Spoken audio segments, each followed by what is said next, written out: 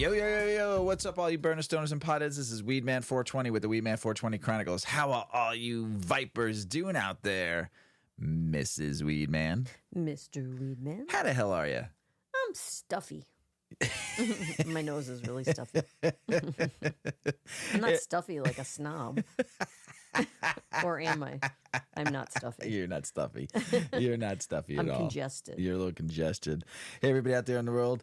Hopefully you're smoking some big fat doinks while you're listening to the show, and we're about to get normal. Yeah. Mrs. Weedman, light that joint of yeet, yeet, You yeet don't have to up. say that twice. We are smoking yeet. We've been smoking this the last all weekend, actually. Mrs. Weedman and I stuffed 6 joints, and we have been smoking this every day. I love it. Smoked it on the show last night with Big Earl for the Grow Hour. It has developed into a very, nice. really nice tasting strain. It cured the best I could say I've ever cured, and probably the best tasting bud I've grown. It is amazing. The smell is so piney, but also yet so lemony. This was Yeet by Umami Seed Company, and it is phenomenal. I have enjoyed this strain. I enjoyed the grow of it. I enjoyed everything about this strain, even though it gave me a little bit of trouble here and there during the grow, but it was all worth it because this is a phenomenal, beautiful, terpy strain. And as Umami says on all of his posts, flavor over everything. And he was exactly right about this strain. Flavor over everything. It's tasty. And we smoked it in the, if you have not tried one before, a Dynavap vaporizer. There's other vaporizers on the market as well, but this one is pretty sweet. And the Dynavap, you're just getting the vapor. So you're heating the flower and you're smoking it. It looks like a one-hitter. And you're not getting all the carcinogens of lit, on fire weed. And it really gives you the flavor profile. And Mr. Weedman handed me the Dynavap. I hit it, and I was like, hello, pinene, El Pinene. It was super piney. And then it was the limonene, I think was the secondary flavor. Yeah.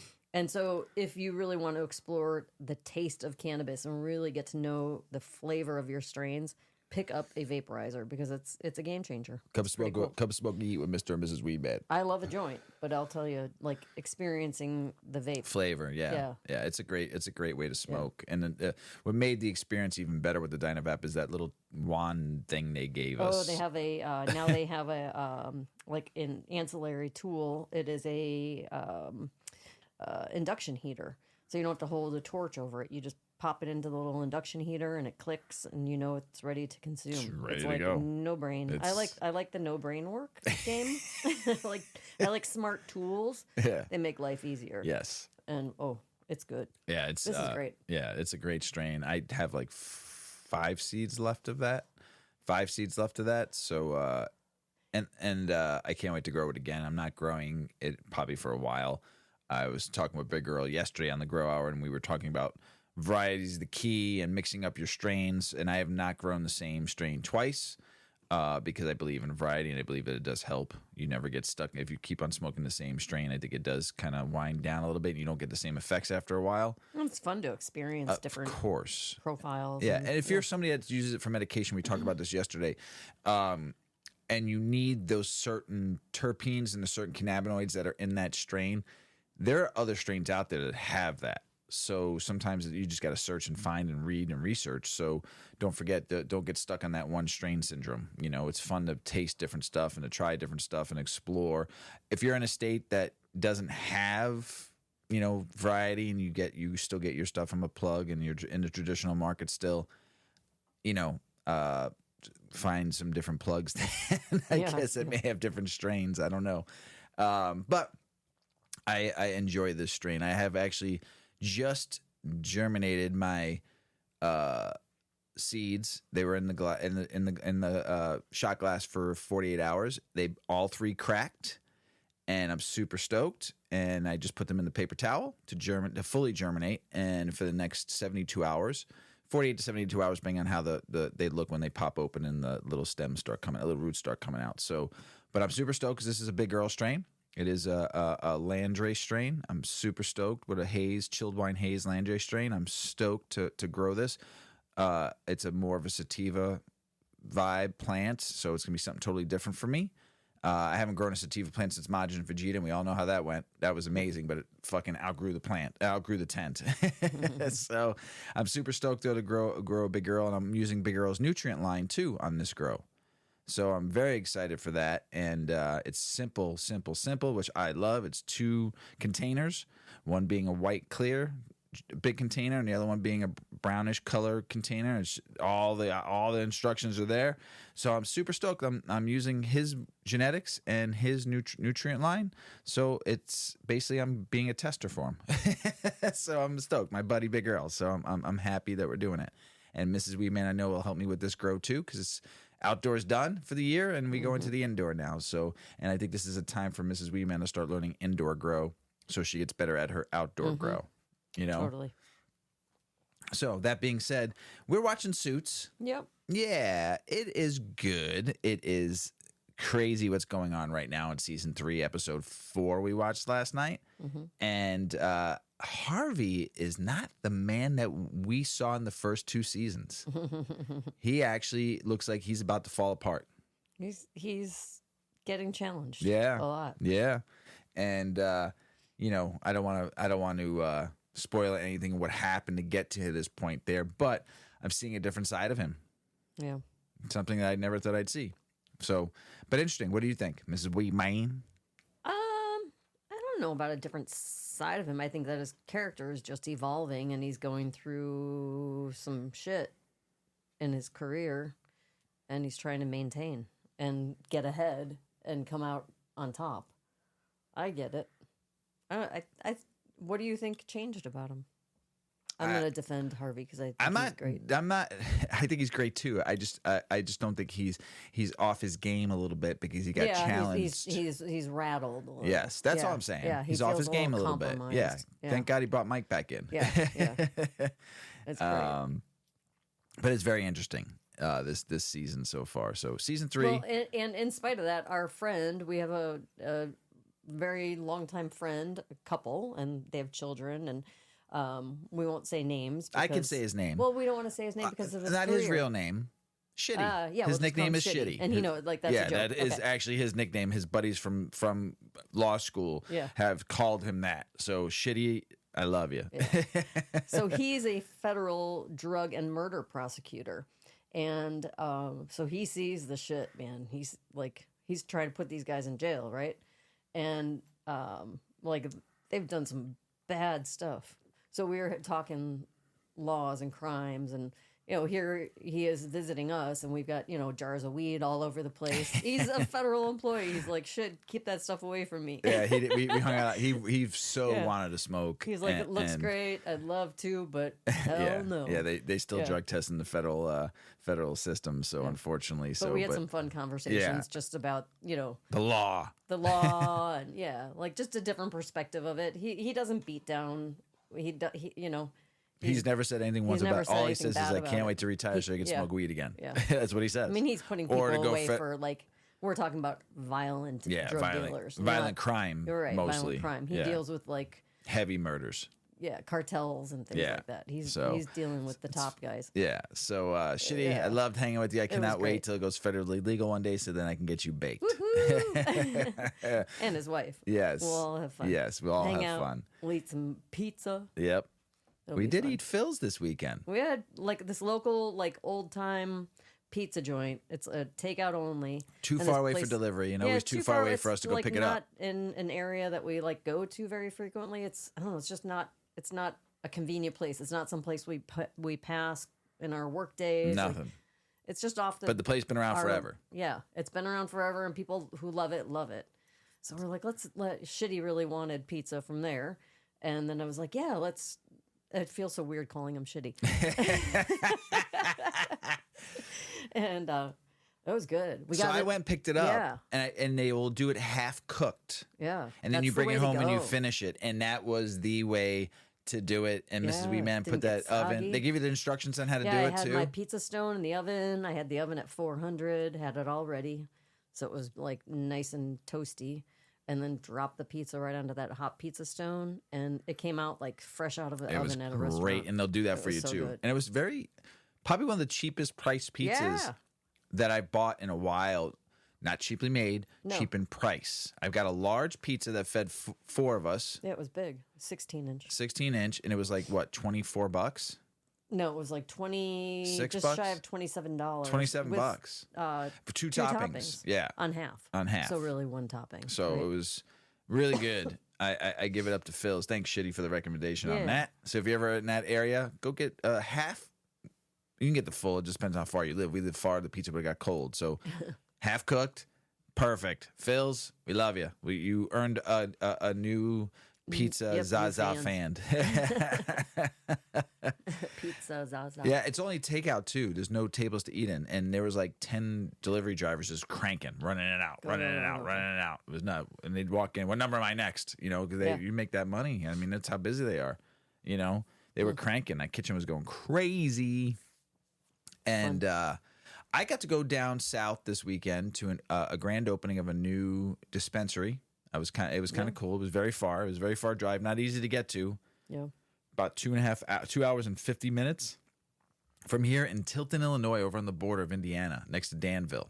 And there was a new dispensary / consumption lounge / restaurant, a 3-in-1er. And it was Parkway Dispensary. Really cool concept of what they did. You walked in, and there's the front desk, and then there was 2 doors that led you in the consumption lounge, and then you go to the right door, and it would open up and look like you were in a library. And then they would open the doors, and it was like almost like a speakeasy look. That's and cool. you walk into the dispensary, which is dope. Then you walk into a little, you go to the left, and you walk into a little hallway, down a hallway, cool little mural with a cool neon that said something I don't remember. And then you walk through, and there's the restaurant. Molly's Joint. Catchy name. Can't forget it. Big. What they should do is they should like line that back wall there with just video games and make it a cool arcade-ish kind of thing too. But that's just, what do I know? I'm an arcade nerd. But cool bar. And then outside these doors was a ginormous garden. Beer garden / just and they're gonna do like movie nights and probably host some cannabis functions there. It's gonna be a cool spot. And then they built their cultivation on the same property, that's cool. being built too. So you get one-stop cool shop. If it was like a drive-through cultivation, wouldn't it? Yeah, you could see it all. And it was just glass down the center, and you could just drive through it. That draws a crowd to come and see. Amazing. Yeah, that would be dope.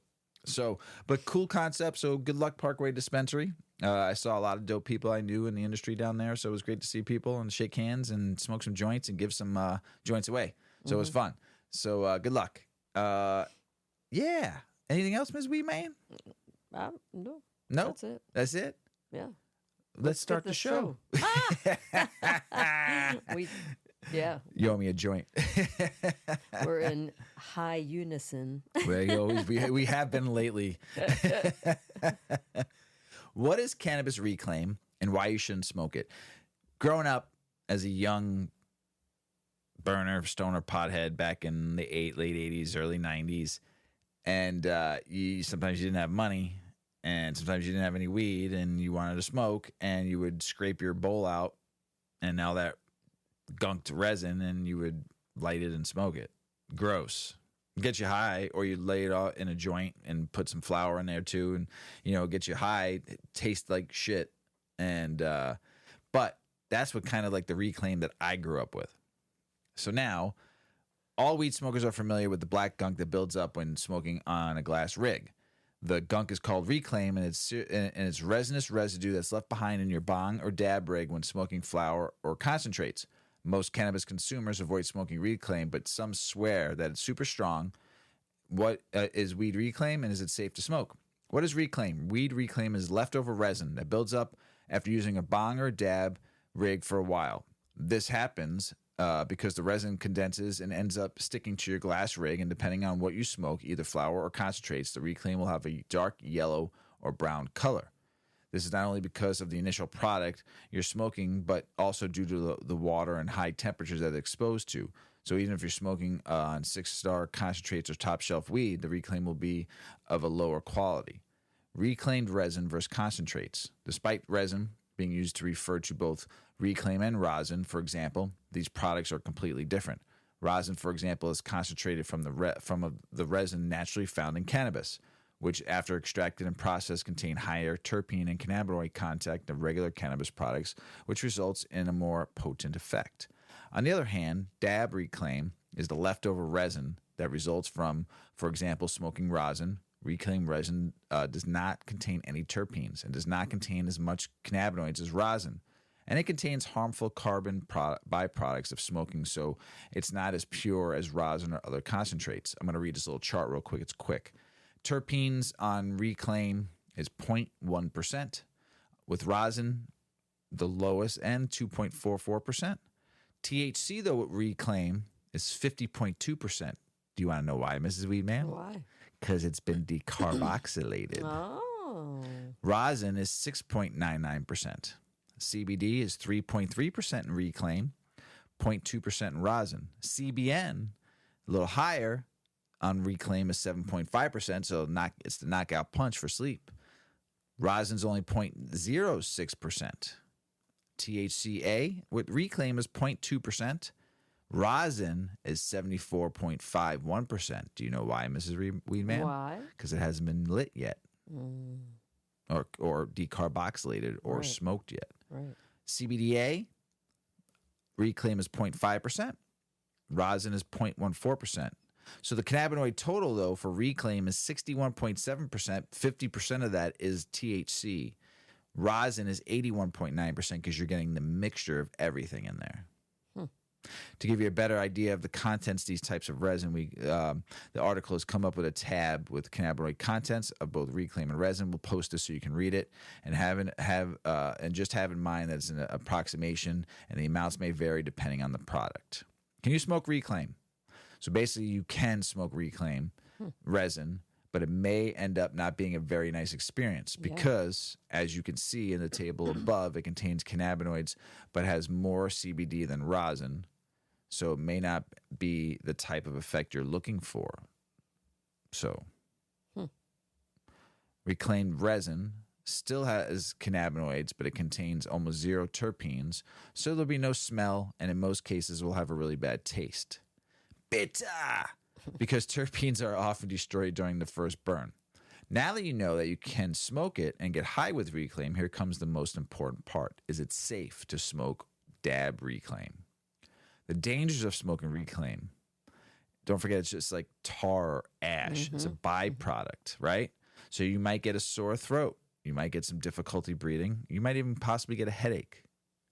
Due to these effects, it's not recommended to smoke cannabis reclaim because it requires a higher heat to burn, and it's also much harsher than rosin. For example, so smoking reclaim may end up irritating your lungs or throat. Now, it's rare for these side effects to take you to the grave. Most people don't like smoking reclaim, and when they do, it's a once a month, so you won't need to see a doctor. Yeah, like I said, when I was broken out of weed, I'd scrape my bowls and smoke that. It wasn't always great. Just have in mind that if you're experiencing frequent or severe headaches, sore throat, or troubling breathing, you should get checked just to make sure you're okay. How to collect a reclaim? When you're cleaning your bong or dab rig, it's very simple. Just take hot water and a dab tool and scrape it off, and it'll gunk up on your dab tool. It'll get stuck on there, and then you can, clean the rest of your rig out. So, and then you can use that to smoke in a bowl or put it on paper. You'll want to put it on wax paper, though, or parchment paper. That's the best place to put it. So if you need to take it off, there it is. So what to do with the reclaim? So now you've got your reclaim. You might be wondering, what the hell can I do with it? Where's the three things you can do with it? Smoke it in a joint. Infuse it in edibles. That's what my brother does with vaped weed, which we'll talk about in a minute. And all of the vaporized weed that we've been smoking out of the Dynavap, if we collected that, you will make stronger edibles than you'll ever make in your life. My bro has put people out when he's made his edibles. Like an RSO, but right? Not even, but he's used the reclaim, the vaporized cannabis, and turned that into an RSO and fucked. He made this root beer for a while. Oh yeah. Remember that? Yeah. He fucked one dude up by mistake. We warned that person not to like, and didn't know where he was coming or going. Oh jeez. Nighty night. Yeah. Took a good nap. So you can also use Reclaim to make edibles. Obviously, they won't taste very good, but it's a good way to use Reclaim because it's already decarboxylated. Just make sure you don't cook with temperatures over 177 Celsius. If you don't want to taste the harshness in your food, you can always make cannabis capsules by mixing the Reclaim with coconut oil. I know a lot of people that do that. I wouldn't say a lot, maybe like 4 or 5, but that's a lot for me, for people doing something like this, or any other oil of your choice. Should you smoke it? If it's your only option, consumers should never smoke dab Reclaim unless it's their only option they have, because it tastes bad and it smokes is harsh. So cannabis should be a pleasant experience, and Reclaim is the opposite. Also, dab Reclaim is not the same as regular concentrates such as rosin because it doesn't contain any terpenes in it, and it's quite tedious and time-consuming to collect Reclaim. So they should just wash it down the drain. Now that you know everything you need to know and should know about Reclaim, our general recommendation is that you don't smoke it. But obviously, it comes down to you. And make sure you know the dangers, and remember that cannabis should be enjoyed and taste great and not have harsh taste on your throat and your mouth or do everything I said it could possibly do. So how do you clean Reclaim off your bong or your rig? Use high percentage isopropyl alcohol. I usually use that and then salt, because that gives you a little rough and it gets like the hard, gunky stuff off of there. Step 1, remove all the particles of the dag rib. Fill 50% of the water chamber with isopropyl or grain alcohol. 90% always works a little bit better than 70%. I know it's hard to find a 90%, but if you can only find 70%, it does work. Remember that the less alcohol you use, the faster it will evaporate, so start small and only add more if needed. Step 2, 10 to 30 minutes before shaking, let it soak. Okay, and remember, never use salts or cleaning solutions if you're planning on consuming the Reclaim. Yeah. Step 3, wait for the alcohol to evaporate. Now pour the alcohol and the Reclaim and mix it into a dish. Now place it in the well-ventilated area and wait for the alcohol to evaporate. And there's your Reclaim. So the alcohol should take 1 or 2 days to fully evaporate. And after the alcohol has evaporated, make sure to scrape the Reclaim and store it in wax paper or a silicone container. So, like I said, don't use salt. I was just talking about I use salt and alcohol to clean my bong. But if you're cleaning to save the Reclaim, just use alcohol, let it sit, scrape it, boom, boom, boom, you're good to go. What about cannabis bud that's been run through a vaporizer? Cannabis Reclaim is oftentimes called the AVB, the already vaped bud. And while both are cannabis products, they are variously different. AVB is simply what's left in the vaporizer chamber after the cannabinoids have been extracted for inhalation. It's not considered to be Reclaim, since no smoke was ever produced, and therefore there is no tar to reclaim. As we mentioned above, we really do not recommend ever smoking or consuming it in any way. Cannabis Reclaim. But how about already vaporized bud? Well, this stuff is actually totally fine to smoke or use for making hash or edibles. What is already vaped bud exactly? When discussing weed vapes or vaporizers, the first thing that most people think about of the classic vape pen that use cartridges filled with cannabis extract of some sort. But that's not what where vaporizing and weed first started. It began with people vaping the plant itself, and already vaped bud, AVB, is exactly what you expect cannabis bud that has been run through what is known as a dry herb vaporizer. These vaporizers have a heating chamber and use their conduction or convection technology to heat the bud without combusting it. The heat vaporizers, the trichomes, those crystals that cover the buds all around and all the terpenes and cannabinoids, and allows the user to breathe in just the vapor, as Mrs. Weedman was just talking about, without any of the smoke or carcinogens. The result is a bowl filled with AVB, already vaped bud. What does AVB look and smell like? Already vaped bud looks and smells pretty different from the fresh stuff. The heating process won't burn the buds, hopefully, but it will toast it. It does smell like toast when you're done with it. And it looks like toast. Yeah, it does. The AVB comes out a much darker brownish color, and when it's entered the chamber. And the smell, ? Well, it smells quite different also. The aroma of AVB closely resembles a big bowl of delicious cinema popcorn, with most of the terpenes, the chemicals responsible for the smell and taste of the plant, already extracted. Is AVB safe to consume? As we have already mentioned, AVB is totally safe to consume. However, keep in mind that the potency of the bud will have decreased significantly. Depending on the temperature settings, vaporizing AVB can extract up to 70% of the cannabinoids from the bud. So even though it's safe to consume, it is not recommended as a substitute for fresh cannabis. What can you do with AVB bud? There is nothing wrong with it. And while there is a little bit weaker effect, you could still get a bit of the cannabis goodness. You can also make edibles with it, like we just talked about. There still will be around 10 to 30% of cannabinoids available in that bud. Because we've talked about smoking and how much you actually truly get. Mm-hmm. And it's anywhere between, we were reading between 40 and 70%, depending on how you combust, right? Mm-hmm. Remember we read that article a while ago. So there's still cannabinoids, there's still THC. Now it's just straight THC because you decarbed it, right? Yeah. So what they suggest is, though, start collecting your AVB and keeping it in an airtight container until you have enough for a project. Cannabis is too precious just to throw away, and AVB can still be put to good use. So if you're vaporizing your bud, and you want to make sure and get the most out of it, don't forget to keep your AVB, but your cannabis reclaim. Nope, that can go straight into the bin. So your dab, bong reclaim, throw it away. Your AVB, which you think we should start doing that? I don't know. We could. It just like we could because we make edibles all the time. Yeah. Just save it and mix it in. I think it'd be fine. Yeah. So in conclusion, dab reclaim is leftover resin that drops down and sticks to your rig when smoking flower or concentrates. But just because it comes from a good quality cannabis product, it doesn't mean it's good for you. The dab reclaim may end up being harmful, so make sure to take proper precautions and see a doctor if you experience harmful side effects for a prolonged time. If you have been collecting reclaim because you can't fin hash or rosin where you live, make sure to read blogs and go on the internet and do all your reading about it and how to make water hash or dry sift and rosin at home. There's plenty of videos out there on how to do it. And remember, a huge part of hash making is to start with the right genetics. So in case you don't know what to grow, make sure you take a look at other breeders and what they're using and ask questions. So that's it. That's a good article. Mm-hmm. Yeah. So will CBDs cause me to fail a drug test? Yeah.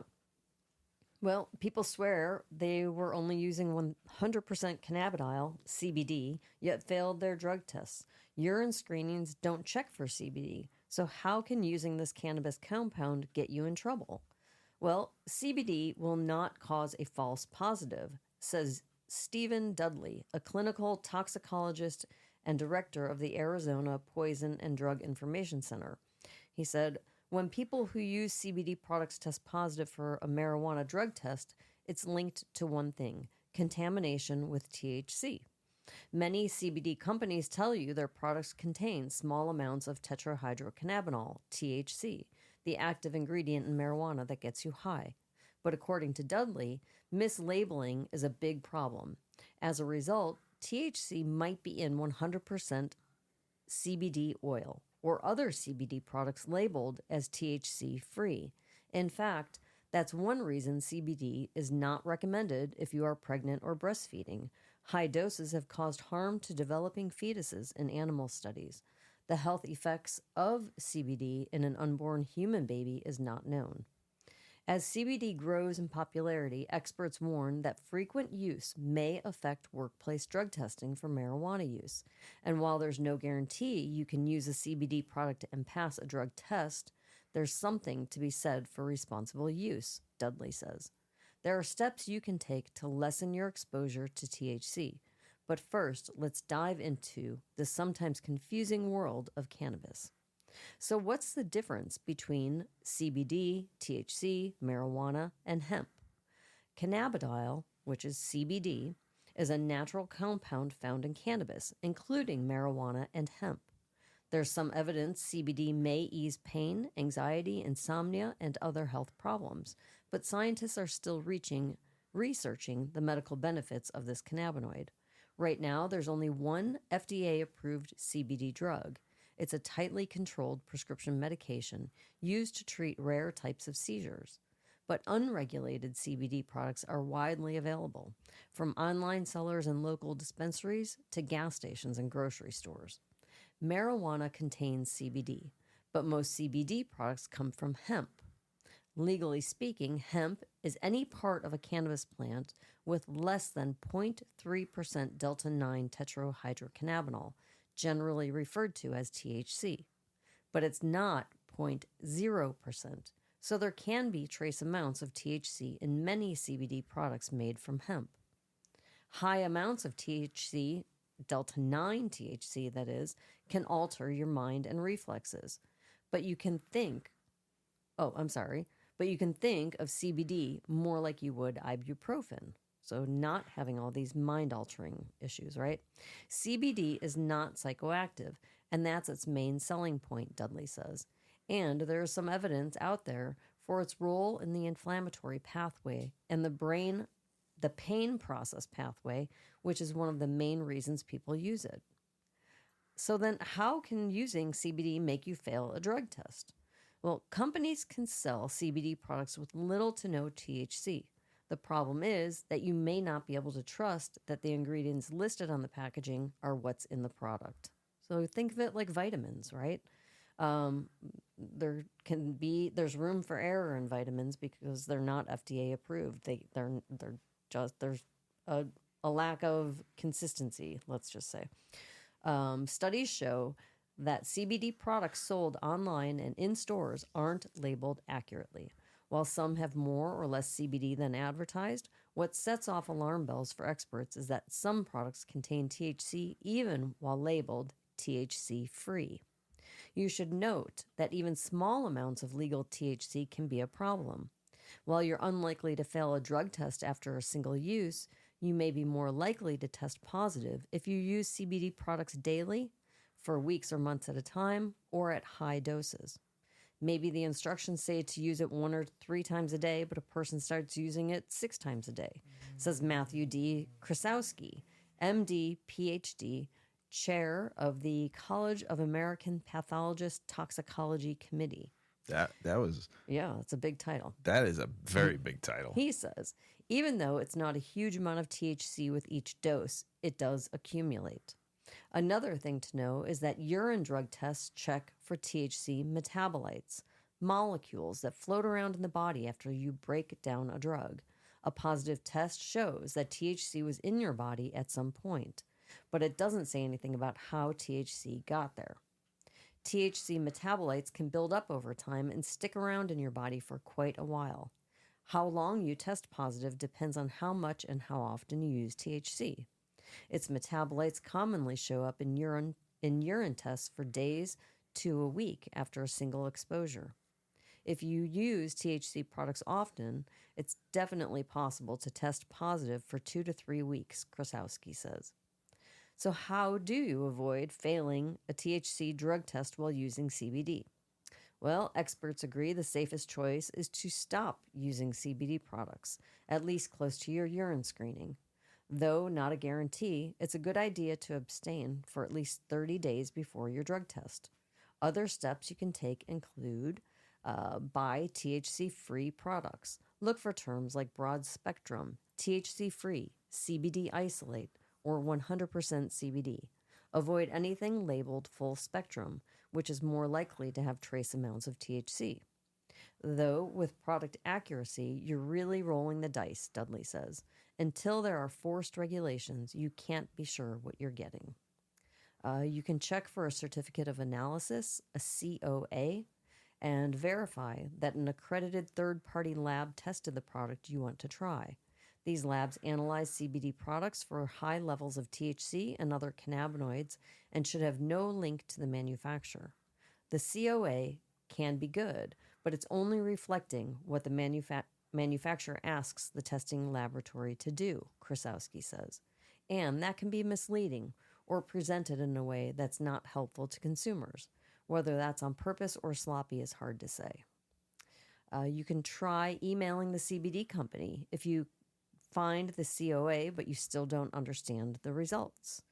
You can shop with a licensed dispensary. These folks may be more likely than non-licensed sellers to test the ingredients in their products and be honest with you about the results. Why? Because they run the risk of losing their license and a ton of money if they mislead customers, Dudley says. I'm not saying there aren't good manufacturers out there, but it certainly is the Wild West when you look at the CBD market overall, he says. And I think dispensaries are probably the ones who are doing the best job regulating their products because they have the most to lose. After learning all of this, you should be able to determine if using CBD is worth the risk.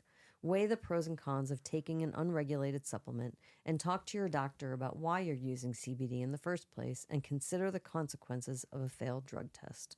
If you use CBD or want to in the future, ask yourself the following. Do you get drug tested regularly for work? Will you need to apply for a new job soon? Do you have personal or secondhand exposure to marijuana? Are you pregnant or live in a state where newborns are tested for THC? Are you on probation? Does your parole officer know that you use CBD? Will a positive THC test affect workers' comp if you're injured on the job? If you use CBD and fail a drug test, there are ways to take a closer look at the results. For example, your employer or parole officer could order a follow-up lab test to measure the ratio of CBD to THC, which gives more information than a positive-negative urine drug screen. But urine tests are fast and cheap, and you may not get a second chance. So even though you can prove your innocence, quote unquote, you may unfairly face the consequences of a failed drug screen, Dudley says. Prevention really is the key. Yep. Well, just be careful. Yeah. Well, I think that, there's a lot of, there really is a lot of confusion about hemp, about CBD, about THC, about Delta 9, 10, 8. Like, there's a lot of confusion 11, for a lot of people. HHC. All of it. And people just aren't realizing when they're buying. Some people may flat out know, and it's just a budgetary issue, and they think the product is fine. But other people just really don't know that when they're buying from a gas station or a head shop that is selling hemp flower, buds, they don't understand that what they're buying, right? We've been saying this for a while. Much confusion. Yeah. So just make sure you're getting it from a reputable source. Yeah. I mean, really, if your livelihood depends on you, if your livelihood could be ruined because of smoking or consuming, it is a big risk. For jobs that are still testing. If you're getting 100% hemp at a dispensary, there's going to still be that potential 0.3%. Be that trace, yeah. That's and if your job is still drug testing, it's just something you just got to watch out, which is just total bullshit. But if your job isn't testing, have at it. We've talked about mixing two different strains on the show before, and it was a big favorite for Polly and Dove Boy, but we never really read articles about it and like information about it. Yeah, a little salad mixture, Can you mix two different cannabis strains together and smoke it? What happens to your high? Is mixing different cannabis strains together in a joint or bowl a good idea? I would like to smoke some more weed too. Right now? Light that up. Yeah. Okay. While you've likely experienced smoking from a pipe or a bowl with traces of different weed strains, combining two strains isn't typically the first choice for most people. The question is, can you deliberately craft distinct highs by combining different cannabis strains and experimenting like a scientist? Some individuals believe it's possible, others remain skeptical. I remember Dove Boy and Paulie would do it, and they would just sit down here and watch anime and not move for like 2 or 3 hours. Yeah. Remember that? And their favorite mixture was Vanilla Kush and Skywalker OG. Blending different strains can enhance the renowned entourage effects of cannabis. This effect occurs when various components of cannabis synergy to create a potent high, surpassing the effects of consuming a single cannabinoid in isolation. The entourage effect leads to many to argue that the using just one cannabinoid for relaxations are therapeutic. What happens when you combine two cannabis strains isn't as effective as consuming the entire plant. Thanks, Mrs Weedman. Mm-hmm. I'm going to hit this real quick, everybody.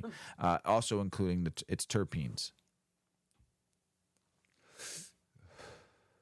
If you're pursuing truly unique effects, mixing two strains can deliver just that, for better or worse. Nevertheless, it's worth noting that combining strains isn't overly complex. While the outcome might range from a powerful high to one that tucks you in for the night, Yeah.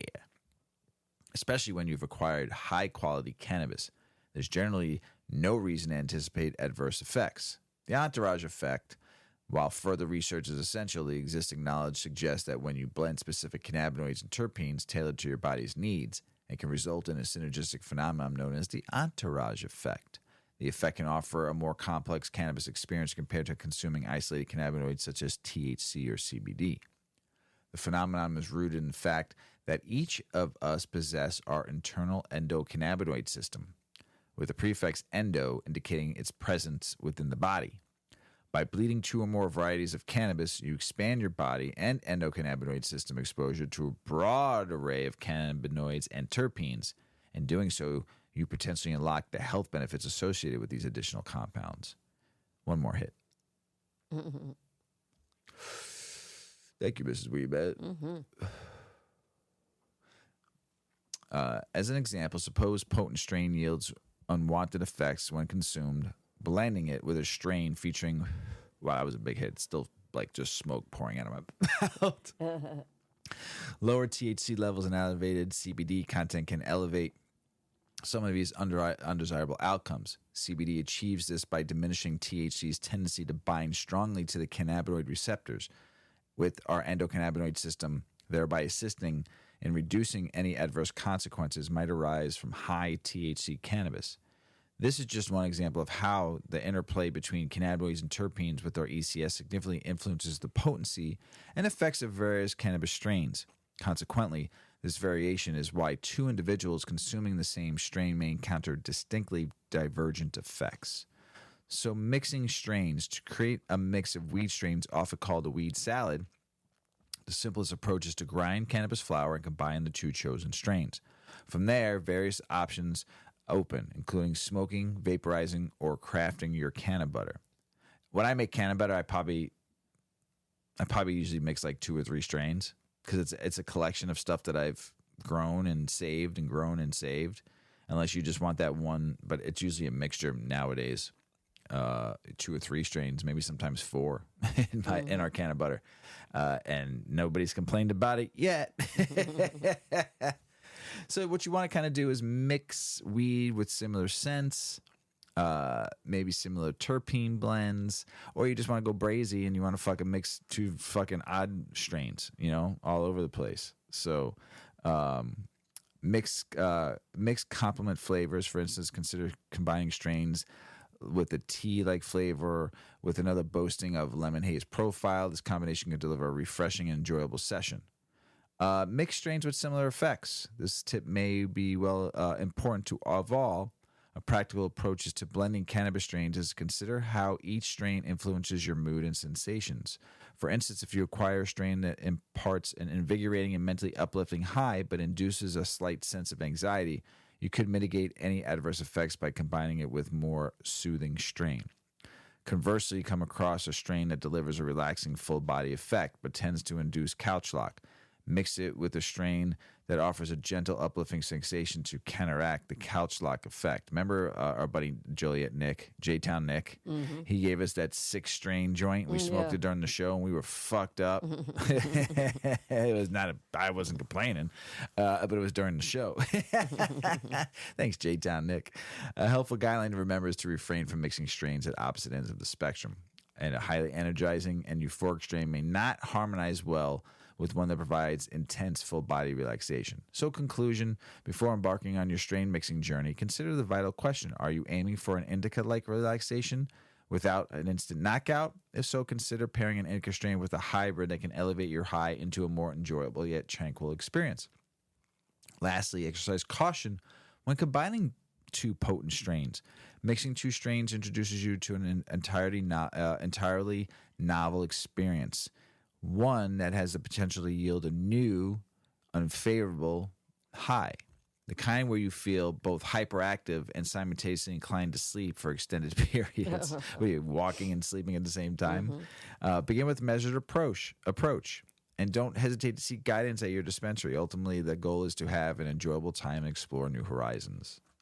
Just look at your strain blends, when you're doing it. I think why Pauly and Dogboy liked Vanilla Kush and Skywalker OG so much because it had the same kind of effects. because we smoked a lot of both of them individually too. And they mixed a few different ones, but that was their favorite. So try it out. Have some fun. The 5 best reasons not to legalize marijuana, and why are they so fucking dumb? Well, this past week, the federal government finally made some progress on rescheduling cannabis. As most people know, cannabis is currently a Schedule 1 narcotic, which is insane.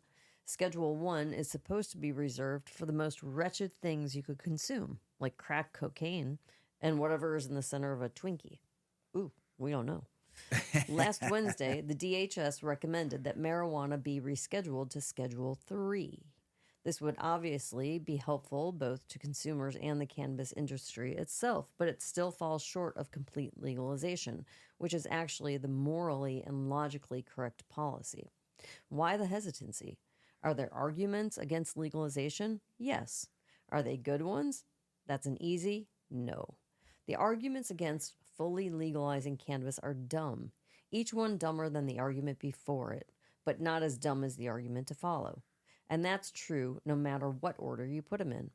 I'm going to position and disprove the top 5 best arguments for continuing prohibition. It's kind of like a David Letterman top 10 list written by a lazy person. I also acknowledge that there are more than 5 arguments that the prohibitionists make. However, if I dipped much below 5, I'd be getting into the realm of the insane. So here they are, the top 5 best and dumbest arguments against legalization. 1, pot is bad for you. Every so often, we're treated to an exciting treat by some drug warrior who breathlessly reports on a new study that says that weed causes your liver to explode, or that infants dipped in hash oil rarely grow up to win the Nobel Peace Prize. Let's pretend for a moment that someone can prove that weed is somehow harmful to your health. It would not be alone. Cigarettes kill 1,100 Americans per day in horrific ways. Approximately 88,000 people die each year from alcohol abuse. Sugary drinks kill over 184,000 Americans annually. And eating Hot Pockets kills more people each week than were killed in the entire Vietnam War, both sides. Clearly, something being bad for you or unhealthy has not historically been a reason to make the people who consume it criminals. In other words, weed could be both unhealthy and legal, like many, many other products. I mean, hello. Of course, this assumes that weed actually is unhealthy, but the number of Americans who die directly from weed each year is 0. Ganja has no lethal dose. Further, many of the studies showing adverse effects on kids assume what they call chronic use. This means that they are smoking herb multiple times every single day. How do you think a 12-year-old would do consuming multiple shots of vodka every day? Yet alcohol is still legal. So, this argument clearly does not bear scrutiny. 2. Skunk, or weed, is a getaway drug. It's not. Not getaway. It's just not. Gateway. Yeah. Oh, I said getaway Gateway. drug. It's a getaway drug. It's a gateway. Weed is a gateway I drug. thought I was doing so good with my reading. Sorry. Weed is a gateway drug. No, it's not. We just talked about It's this just on the last episode. So here's a quick, true, funny story. When I was pushing my medical bill in Pennsylvania, not me, the author, I had the opportunity to meet with then Governor Corbett about it. I got the feeling I was not his favorite senator by the way he scrunched up his nose like he smelled something vile whenever he saw me. Although, to be fair, my patchouli-scented cologne probably didn't help.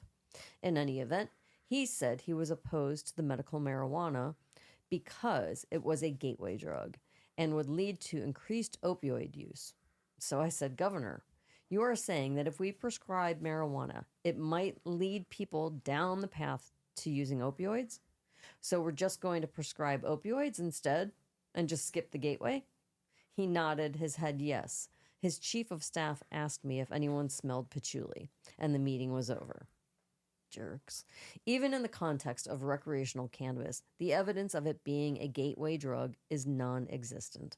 The argument that prohibitions make is that most people who use heroin had previously used weed, which is probably true, but definitely meaningless. See, it proves our point from the last episode. Those same heroin users also previously drank milk, yet nobody is making milk a Schedule 1 narcotic. The right way to analyze weed is not to see how many heroin users previously consumed it, but how many users went on to use heroin, which is under 4%. If you are looking for gateway drugs, I'd suggest checking out tobacco and alcohol. The Baker Institute did a 40-year study. Alcohol users were far more likely than weed consumers to use heavily, and alcohol was the substance most commonly used in the progression of substance abuse. So, we have another bad argument. Go figure. 3. Cannabis is much more powerful than it used to be. Well, I'd say that someone smoked some super powerful weed and came up with this lame argument. First, like alcohol, there is a continuum of potency with weed. You can drink beer or you can drink grain alcohol. And the thing is, you usually know what it is that you're drinking and moderate your drinking accordingly. People chug a beer, but nobody, after that one time as a freshman in college, chugs grain alcohol. If booze is too weak, you consume more of it. It's a bit strong, you consume less. The result is the same. In fact, the wide range of potency between strains of weed is actually an argument for legalization, since we should want people to know the potency of what they are about to consume, and that knowledge is far more likely to be available on the label from a licensed dispensary than from your buddy who sold you a dime bag. 4. We don't need to legalize another intoxicant. Actually, on this one, they're right. Only a certain number of intoxicants should be legal at a time, and that number is 3. Alcohol, nicotine, and caffeine. Done. Everyone else should just go to jail. I don't know what he means about that one, but that's a little rough. 5. People in the cannabis industry want to make money. This may win as the stupidest argument of them all. It is the main argument of the leading pro-prohibitionist organization known as Smart Approaches to Marijuana. Think of SAM, their acronym, as if the movie Reefer Madness became a nonprofit. This organization exists to keep the pipelines to prison open and free from obstruction. They argue that big marijuana is going to come in and open up a bunch of dispensaries for profit, and they're going to get gobs of money off of the sale of weed to our poor, unsuspecting children. Of course, this would make the weed industry exactly like the alcohol and tobacco industries. Anyone ever heard of Budweiser or Philip Morris? But beyond that, it would make weed the same as literally every industry in America. Think of Big Frisbee, or Big Itch Cream, or Big Hot Pocket. The desire of entrepreneurs to make money is no reason to make a product illegal and its users criminals.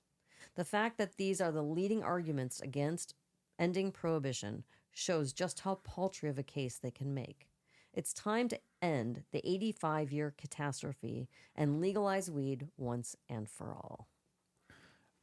I'm going to go to that number 4 real quick. Yeah. So what he meant, or the writer meant, was, I'll read it again. Actually, on this one, they're right. This was, we don't need to legalize another intoxicant. Mm-hmm. He's saying there should only be 3 at a time. No, here. Only a certain number of intoxicants should be legal at a time, and the number is 3. Mm-hmm. Alcohol, nicotine, and caffeine. Done. Everyone else goes to jail. Not what he's saying, what has been done, what is legalized. Those 3 are legalized, and they're intoxicants. All 3 of them are. Right.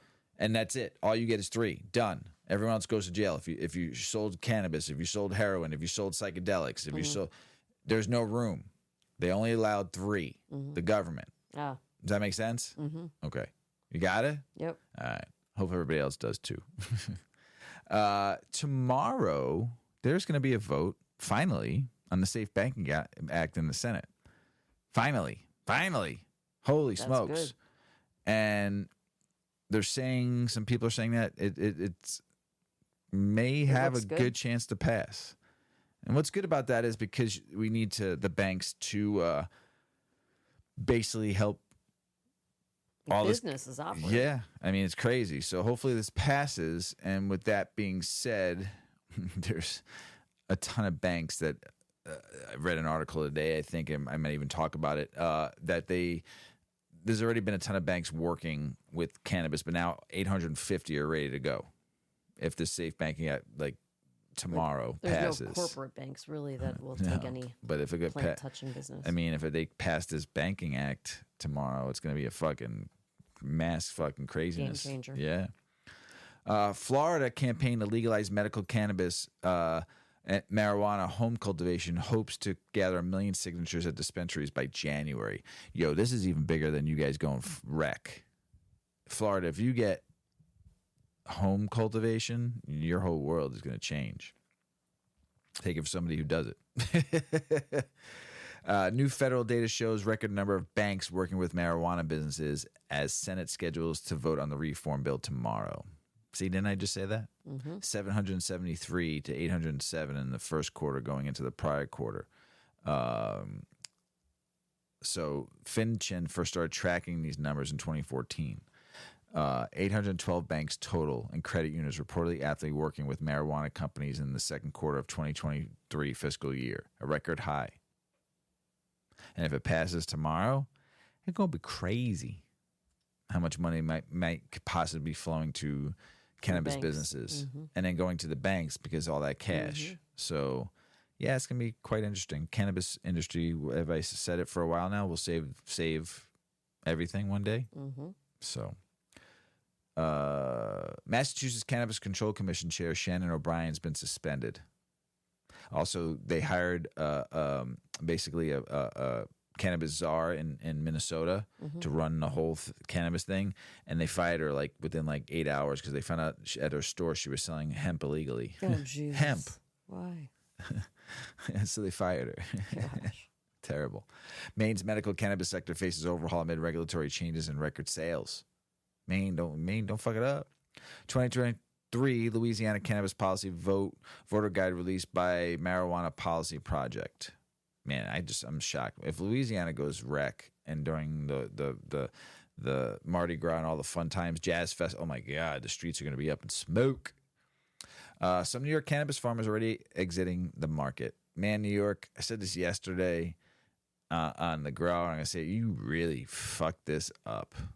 I mean, just more than 500,000 pounds of cannabis from last year's harvest is done.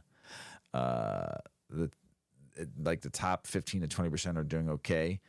Of the 278 farmers, everyone else has at least another job or about to just fold it out.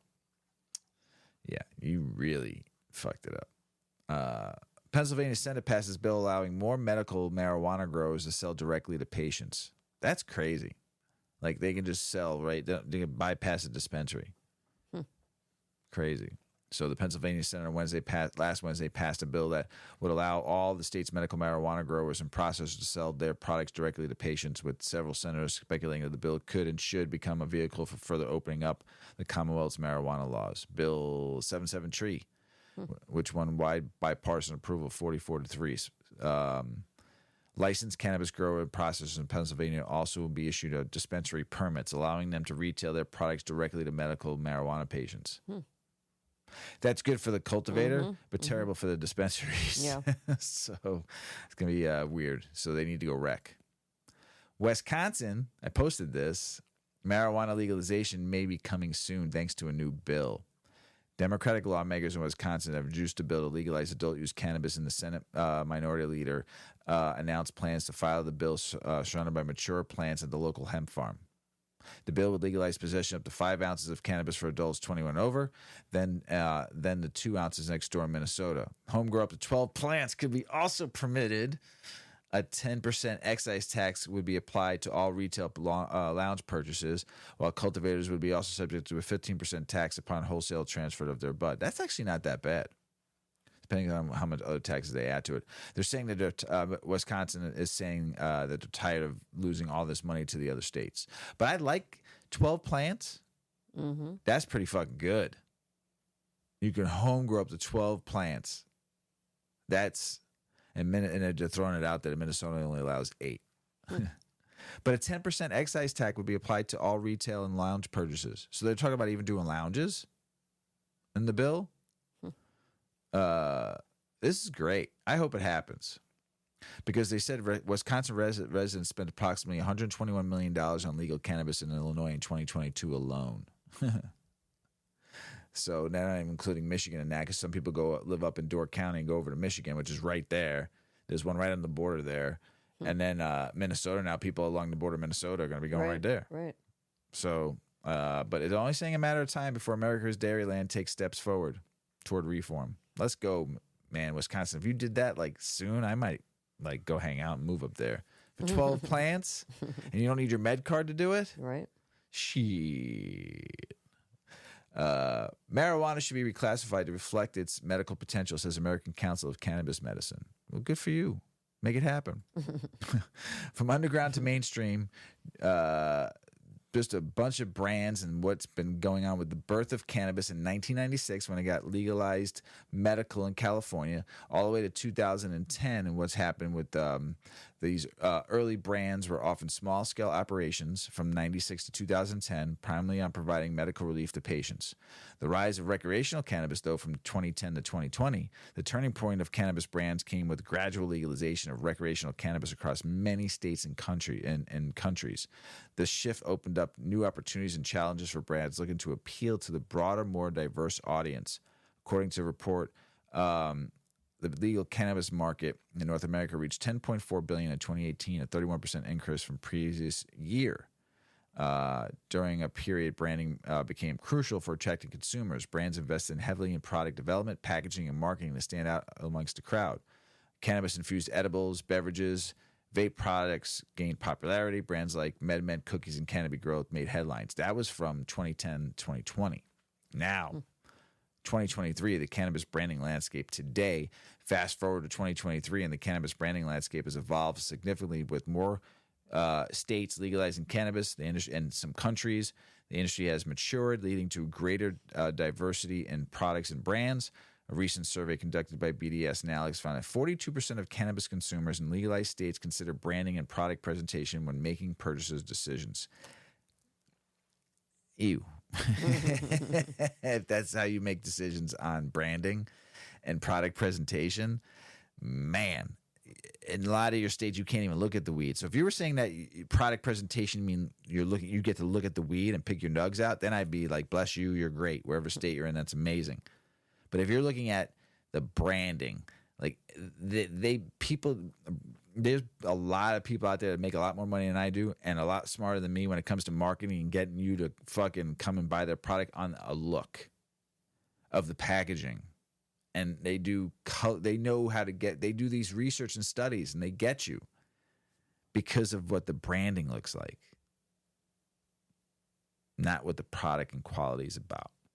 That's the one thing that sucks about Illinois. You can't look at the product till you get it home. And I've gotten some fucking shit. And I've gotten home and looked at the buds and I was disappointed. Mm-hmm. You know? And that's because you can't look at the product. Today's consumers have access to a wide variety of products, from artisanal craft strains to professionally produced cannabis-infused chocolates. Brands are using innovative marketing techniques, emphasizing sustainability. Make sure you look into that. Make sure they're doing what they say they're doing when it comes to sustainability. And targeting niche markets to differentiate themselves. So, just know the future of cannabis brands as cannabis continues to gain acceptance globally. The future of cannabis brands appears promising. In the coming years, you can expect to see even more specialization with brands catering to specific demographics and preferences. The rise of low-dose and microdose products for those seeking a milder experience is just one example of the trend. It's going to be, by 2025, $50 billion industry. You don't think they're spending money now to learn what you like?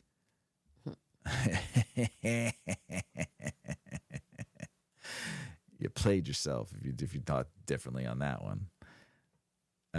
This is a good article by High Times. Weed isn't legal if you can't smoke it. Well, Jim Devine attempts to figure out why cannabis regulators hate the lower classes that can't afford a home to smoke in legally. This is an interesting article. Very. One of the worst things happening during this wave of cannabis reform across America is the poor being left on the beach without a mechanism to legally smoke a little weed. The biggest factors contributing to this are rare. I just got so distracted. Did it start raining? It started raining, yeah. Oh, Lord. It sounds beautiful. I know, didn't know distracting. what I All of a sudden, I was saw you hearing. tell you look. Yeah, I'm like, yeah, it's I'm raining. really stoned. You're really I stoned. thought the dog is down here sitting on like her little cooling mat. I thought she was having like, when dogs have a dream and their paws are moving. Yeah. And I couldn't continue reading. Okay, I'm back. Focus. Whew. Okay, America, the biggest problem is that the poor are being left without a place to legally smoke, okay?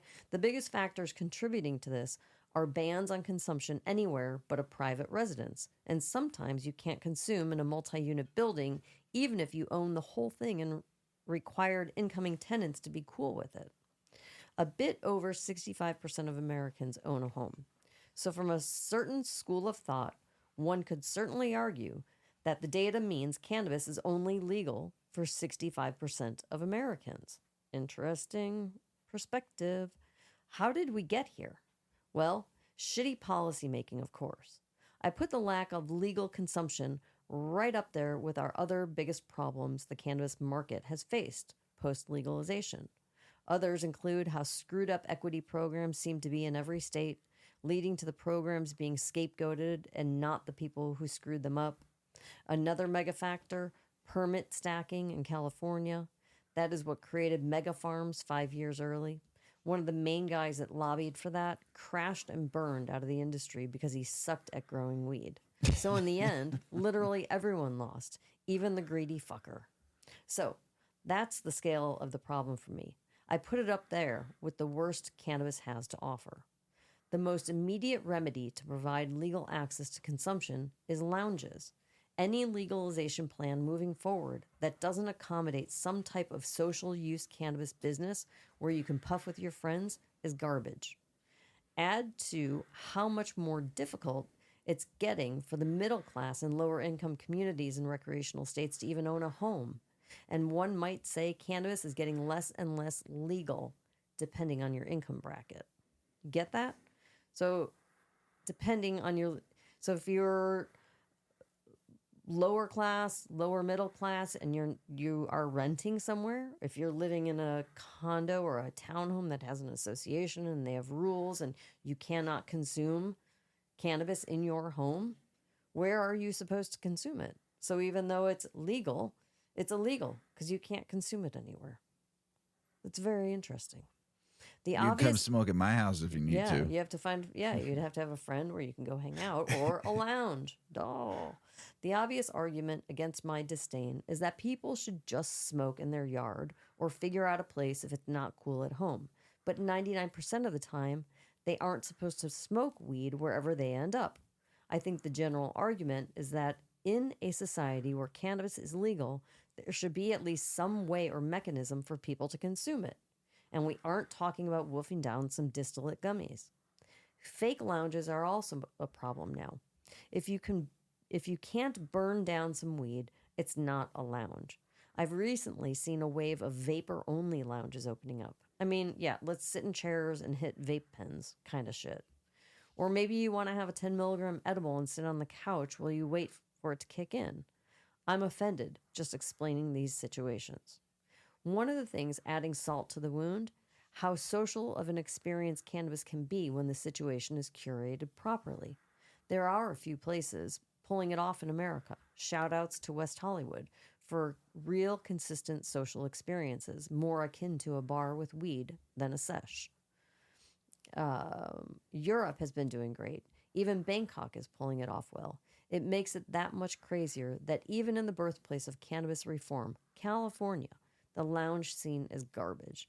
It provides no support to the communities that actually need it, and the lounges we have seen tend to be in higher income communities where they're serving less need than they would in places you can't even puff. In the end, the thing that will probably change the game is regulators realizing the dollars lost to underground cannabis social events. Even when they do start to give people a little room, though, regulators tug the chain back. This is the case in Sacramento right now. The city's flagship legal social use space is dealing with new pressure from the city. It's one of the better facilities the state has seen in some time, and they were playing by the rules. If people like that can't make lounges a reality, how are lower income people ever supposed to smoke together legally? Adding to the madness of the lack of places we can smoke weed together are over 13,000 Americans that die every year in car crashes that involve alcohol. When you get too stoned, you're too lazy to drive until you're not too stoned anymore. That's like facts. There is no real logic that justifies a bunch of people getting shit-faced and driving home. The most dangerous part of having weed in your system or vehicle is getting caught with it in many cities and towns. So just remember, anyone who's trying to prevent consumption lounges is trying to prevent legal consumption for the poor. That was a good article. Yeah. Makes you think. Yeah. International news, Canadian cannabis sales pick up strongly in July. What'd they do? $437.7 million, which fell 1.4% on a day basis, but we're up 13.6% from the year ago. So it's a lot of money. Good for you, Canada. And then Denmark has destroyed more than 145,000 kilograms of cannabis. Denmark, my gosh. You allow it in the coffee shops. Just over 300 permits have been issued for the destruction of that much. It's actually 320,000 pounds of cannabis. The Danish Parliament Health Committee said in a reply to Parliament inquiry early this year. That's a lot of weed. Yeah. Sheep. Little sheep. Yeah. Troublemakers, though. They're just hungry. Just troublemakers. Trouble. Tell us about those sheep. Yes. Hungry sheep devoured over 600 pounds of cannabis after invading a greenhouse. Crazy little sheep. 600 pounds. A flock of sheep have found themselves enjoying a slightly different diet this week after they devoured more than 600 pounds of cannabis. The herd of unsuspecting herbivores were looking to satisfy their munchies when they inadvertently chomped down on a hefty stash of medical cannabis growing in a nearby greenhouse. Near the town of Almiros, Greece, a greenhouse cultivating therapeutic marijuana became an unexpected diner for the animals as they grappled with the aftermath of Storm Daniel. The storm resulted in Europe's highest ever monthly precipitation. Relentless rain wreaked havoc across the central region, combining torrential downpours with landslides, crumbling roads and bridges, and crippling vital water supplies. While looking to avoid flooding, the herd of sheep sought refuge in the greenhouse and simultaneously helped themselves to over 600 pounds of the crop. Good for them. The bewildered shepherd watched as his flock began to exhibit what he called strange behavior. A Greek news outlet quoted Yannis Baronis, owner of the farm, who told a local radio producer, "They found green stuff to eat, and the sheep were just jumping higher than goats," which never happens. In 2017, the Greek government legalized the use of cannabis for medical purposes. And in 2023, Greece inaugurated its first ever medicinal cannabis production plant. The cultivation of cannabis for medical use has presented much needed economic opportunities for the country. Companies have begun making substantial investments into the country. Companies have been making substantial investments into the country. Did I say that right? Twice. All right. Hey, we're all on our toes here. Greek government officials are keen to reap the potential economic benefits, putting into place a regulatory framework for the cultivation, processing, and export of medicinal cannabis.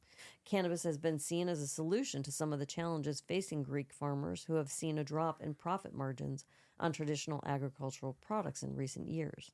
Meanwhile, some scientists have even tested out feeding animals. Are you all right? I'm high. Meanwhile, some scientists have even tested out feeding animals cannabis to see what happens. In 2022, dairy cows that were fed a diet containing industrial hemp experienced several physical and behavioral changes, including increased yawning, salivation, and unsteady movements. And so then I have to say that they were then saying, "Move over, hey. Give me that weed." That's so stupid. Move over. I now know you are really high. I'm really high. Yeah, you're really high. I'm high. The yeet's got me. The yeet. It's got me. This is what you actually sounded like for a second. Okay, you ready? Was I? One more time.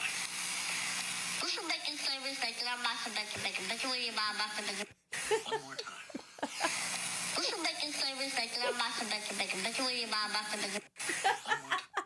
That's what I felt like. That's what you sounded like. Oh shit! Like, am I speaking? I don't know. Am I?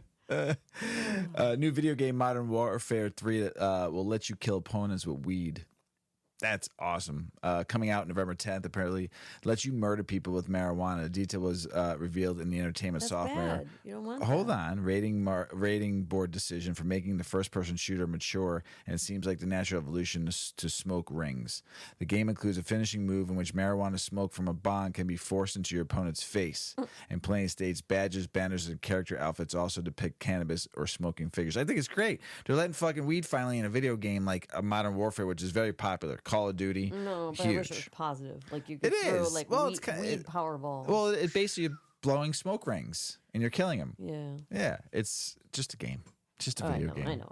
But And every stoner that plays that, negative. like myself, burner or pothead, you'll think it's great. it's gonna think the fucking I'm greatest gonna thing ever. Puff your face up. Take that. Puff, puffing away. Cheech and Chong launched a Dreams dispensary partnership in New Mexico. Good for them. I mean, their movies were great in the 70s and they're still great today. Cult classic. And they've been arrested for weed. They fight for weed every day. Good for them. Making some money as their time winds down. Probably making more money now than they ever had in their whole entire Yeah, life right? due to weed. It's about, it's good for them. Good for them. So, Mrs. Weedman, Mr. Weedman. that's the end of the show. Yeah. You got anything else to say? I was gonna say let's light that joint back up. Oh, I thought you were saying you're ready for a snack. Oh yeah, I'm ready for snacks. Snack time. Oh shit! One last thing though, if sometimes I say the F word a lot, fucking, me too. a lot, and sometimes I say it a little too much. It all depends on how high I am. So if you're offended by the F word, watch Stan Lee's cartoon anime. His last really thing he did for himself when he told everybody that he wanted the word fuck to be like used as an everyday word because you could be using it in every sentence. So watch that on YouTube. It's pretty great, and you'll understand why I probably use the word that word a little bit too much. But if you're offended by it, I apologize. But if you're not offended by it, I'll keep on fucking saying it. So Fuck yeah. so we're very unconventional in this show, and we do what we do. Hopefully you like it and you keep on listening. But yes, I do use the F-bomb a lot, and just where I'm from and who I am. And, I apologize if you're offended, but hopefully you stick with it and with us. So as that always says, we love you out there. Be kind to one another. Have a great rest of your week, all. Go into living life each and every day with just love and care in your heart. And just be kind to one another, and life will be all good. Just a little kindness, help somebody you love every day, right? That's right. As Paulie always says, smoke smart. Puff, puff, and away. Puff, puff, pass. Check out our cannabis lifestyle brand online at 8decades.com. Our custom smokes and accessories are perfect for your coffee table, bedroom nightstand, or kitchen counter. They're designed for you to show them off. The Canna community is also loving our hemp and cotton blend t-shirts, sweatshirts, scarves, and hats, finished off with our 8 Decades logo. We've got some awesome, long-lasting goods that will be your favorite for years to come. 8 decades, because a 9th decade of cannabis prohibition isn't acceptable.